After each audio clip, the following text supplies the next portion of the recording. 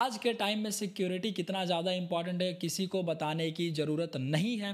तो आज इस वीडियो में हम बात करने वाले हैं OWASP के बारे में, जिसका काम ही है सिक्योरिटी को प्रमोट करना, वेब एप्लीकेशंस के सिक्योरिटी को प्रमोट करना। तो आखिर ये OWASP है क्या? देखिए, OWASP जो है एक बहुत ही पॉपुलर ऑर्गेनाइजेशन है, ये कम्युनिटी है जिसका मतलब OWASP का नाम ही open web application security project. Okay ये क्या करता है? ये नॉन प्रॉफिट ऑर्गेनाइजेशन है, कम्युनिटी है जो कि वेब एप्लीकेशंस के सिक्योरिटी को प्रमोट करता है, उनको मोर सिक्योर रहने के लिए प्रमोट करता है। तो जो भी कॉमन वल्नरेबिलिटीज हैं मार्केट में अभी अभी चल रहे हैं, उन सब के बारे में, या क्या ऐसे सिक्योरिटी मेजर्स हमें लेने चाहिए अपने वेब एप्लीकेशन को बहुत ज़्यादा सिक्योर करने में, ये उन सब चीज़ों को, रिसोर्सेज को, मतलब उसको कैसे ठीक करना, उन सब के रिसोर्सेज को ये प्रमोट करता है, बांटता है, पूरा स्प्रेड करता है ऑल ओवर द ग्लोब।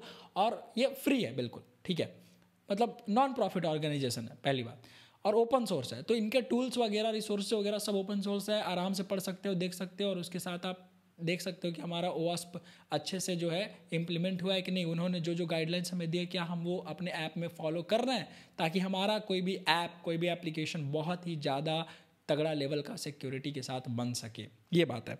देखिए, इसमें क्या है कि टॉप 10 के जो लिस्ट मैंने निकाले हैं, मतलब जो मैंने रिसर्च कर रहा था, तो इसमें जो वो टॉप 10 लिस्ट क्या कहता है वो ज़रा समझिए। देखिए, पहला है ब्रोकन एक्सेस कंट्रोल, मतलब ब्रोकन ऑथेंटिकेशन कंट्रोल कहिए या ब्रोकन एक्सेस कंट्रोल, मतलब आपका वेब एप्लीकेशन में जो ऑथेंटिकेशन है वो किसी भी तरीके से ब्रोकन नहीं होना चाहिए।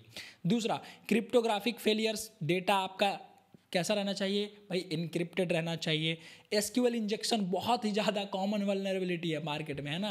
तो इनका एक प्रोजेक्ट चलता है, एक्चुअली ये जो मैं लिस्ट आपको बता रहा हूँ, इनका एक प्रोजेक्ट चलता है टॉप 10 करके, है ना, ऐसे करके।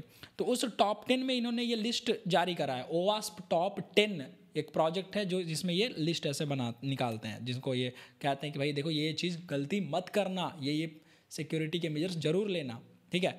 बाकी SQL इंजेक्शन तक थे, मतलब 3 हमने बताया। 4th है आपका इनसिक्योर डिज़ाइन पैटर्न्स अच्छे से यूज होना चाहिए, कहीं भी डेटा इधर उधर, कोई भी डेटा पब्लिक ऐसे बिना मतलब का नहीं रहना चाहिए, बहुत डेफिनेट दिमाग लगा करके अच्छे से। तो डिजाइन प्रिंसिपल्स को फॉलो करते हुए ये चीज़ें होनी चाहिए।